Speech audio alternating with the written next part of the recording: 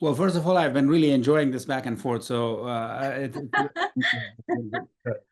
um, now to take the discussion back into the terrorism threat, um, I will have to give you a sort of a data research-based academic response as opposed to a more political response here. Although the academic response may not be, if not politically not correct, but not maybe politically undesirable.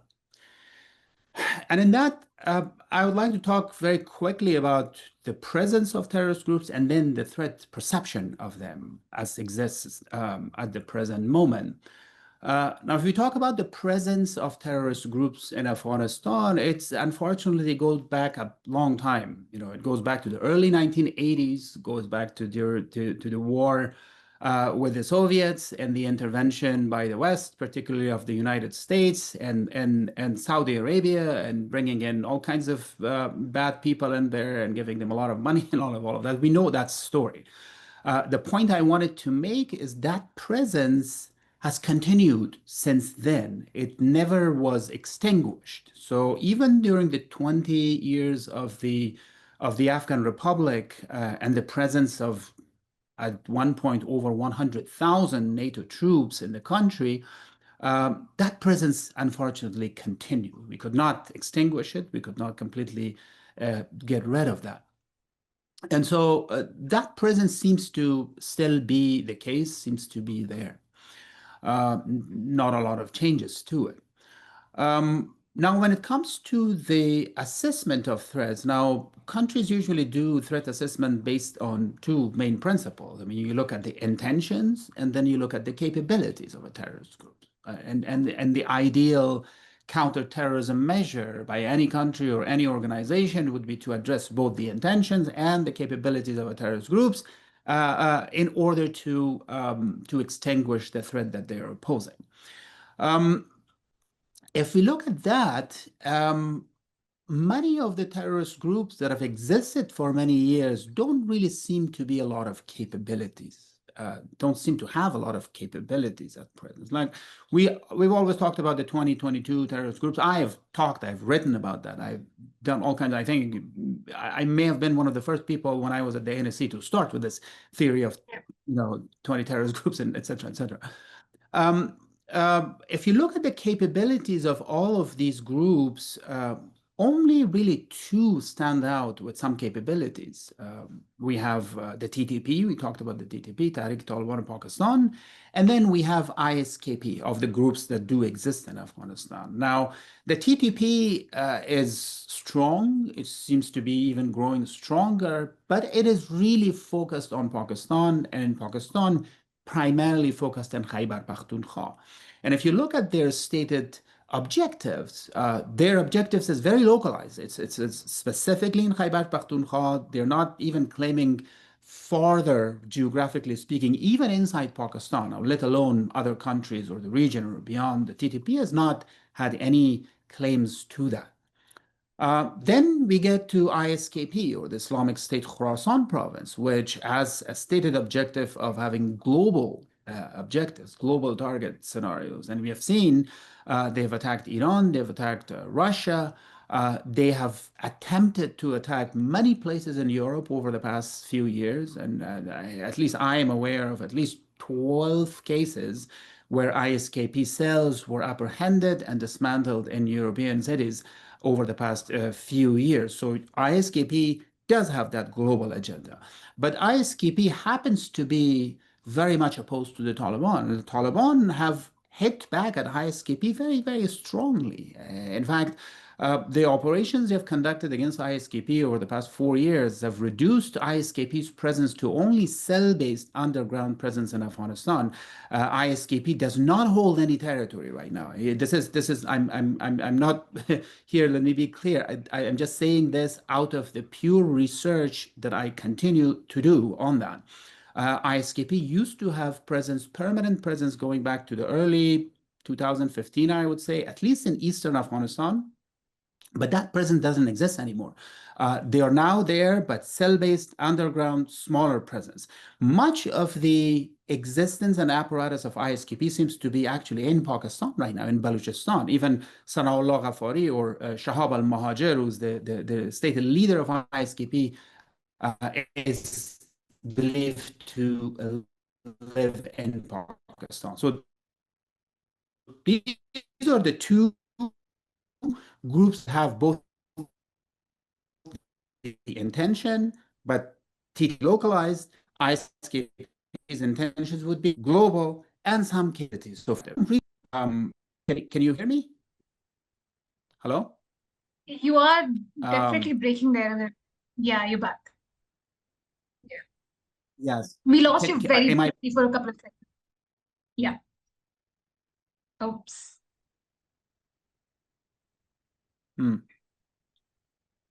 There's something going on. I don't know if you can hear me right now. No? You're back on, yes. I think it's the internet. Yeah. So what I was saying was that the TTP and ISKP do have capabilities.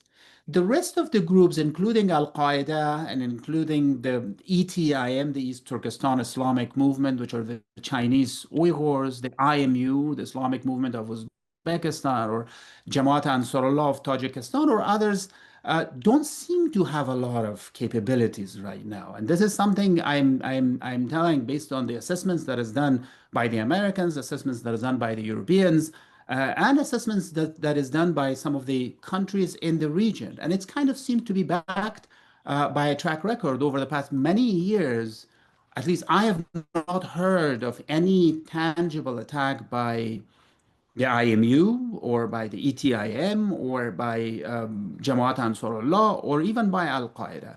And as such, the perception, at least seems to be in the West, the threat perception in the West and in the region is that the threat, the actual threat of terrorism, at least in the short term, right now seems to be a lot lower than it used to be. As a result, countries are not really concerned. The Chinese are not concerned about ETIM anymore. Even though they're in bed with the Taliban, they're not concerned. In fact, they came to us when I was in the government and they requested that we build what we came to call a mountain brigade. I was in charge of the project. We were trying to build, paid by the Chinese, build a mountain brigade specifically in Badakhshan to kill ETIM. At the end, it didn't materialize because the Chinese were not willing to pay for it. But that concern doesn't seem to be there. IMU, the Uzbeks don't have a concerns about the IMU. The Uzbekistan have very, very, very close relations with the Taliban. Even the Tajiks don't really seem to be concerned. About Jamaat Ansarullah. So that is the current threat perception in the region and in the West. And the Americans really are not concerned about that. The Americans, the only threat of terrorism they're concerned with is what they claim actually in the talks that I have with them is ISKP. And then they claim that the Taliban are very good at ISKP and they cooperate with them, they do joint things. And so that is there. However, to say that suffice, it seems to be, in my view, as an analyst, as a terrorism analyst, it seems to be a very myopic way of looking at the threat of terrorism. Unfortunately, the world had more or less the same perception before 9/11. And then we saw what happened. So the threat of terrorism, while in the short term may not be perceived as big across the world, but also specifically on Afghanistan by the countries in the region, in the long term, it could come back and it could really destabilize. It could really be a problem for the region and potentially even beyond. Right. I think we've gone on for too long about the regional implications, the historical and the strategic context of dealing with something like the Taliban. It's almost imperative on all of us to kind of acknowledge the fallout of this on Afghan women, nearly half the population of Afghanistan. What happens to them?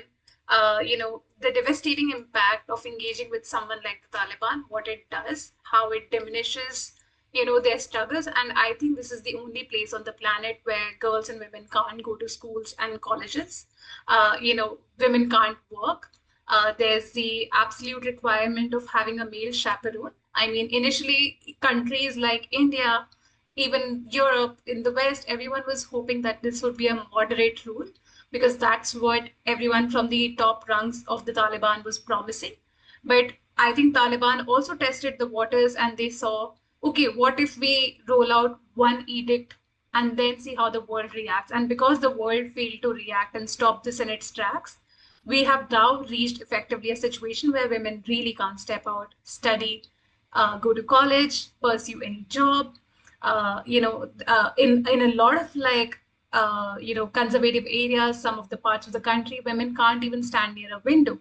So uh, I believe, I don't think anyone in the room believes that the we should be doing this at the cost of Afghan women. I guess we have an agreement of that from all of the speakers here. Yeah. So what really happens then? Does any country think about Afghan women when they're dealing with the Taliban? May I continue since I was just talking for just quickly? Unfortunately, not. Unfortunately, the Americans don't seem to care about Afghan women. To be very honest, I don't think the Europeans care about them. I don't think India cares or Pakistan cares or anybody else, really. I mean, everybody has really literally forgotten about that. But it's not only an issue of Afghan women. It's also an issue of Afghan men. Right now, the way the situation is the country is completely shut down. The economy has shrunken very, very badly. Diplomatic isolation has devastated every single aspect of the country. The fact that there are no freedoms. Of course, there are extreme lack of freedom for women, but there's also a lot of lack of freedom for men. So the point I wanted to make was that when we talk about Afghanistan and the future and the woman, I don't think it's only just an issue of a woman, and I don't think the problems would be resolved only by allowing women to go to school or go to work. Even if the Taliban right now allowed women to go to work, there is not a lot of employment opportunities. There literally isn't. So that's really not the solution. The only solution is a broader perspective. A country cannot be put on the limbo, I mean, for forever. And Afghanistan has been on the limbo for the past 4 years. Now, the only solution is really to the benefit of the region and also to the benefit of the country and Afghans is the establishment of a rule-based government, a broad-based government, a government that does have the Taliban, that does include the Taliban. We cannot negate them. We tried to negate them for 20 years, and look what happened. We just could not do that. But not a government that is purely Taliban-led and Taliban-run. I mean, a government that they are part of it, that others are part of it, that is based on a constitution that really observes and guarantees the basic rights of all citizens, men and women, and that is out of this diplomatic, nightmare and diplomatic isolation that is there. And I think, to be very honest, and I'm going to stop here now, I don't think the West, everybody is looking back at the United States. Also, when is the US going to interfere and do that? I don't think the US, at least in the near term, next 3 years of the current US administration, I don't see them doing literally anything to that front. So it really comes back to the region.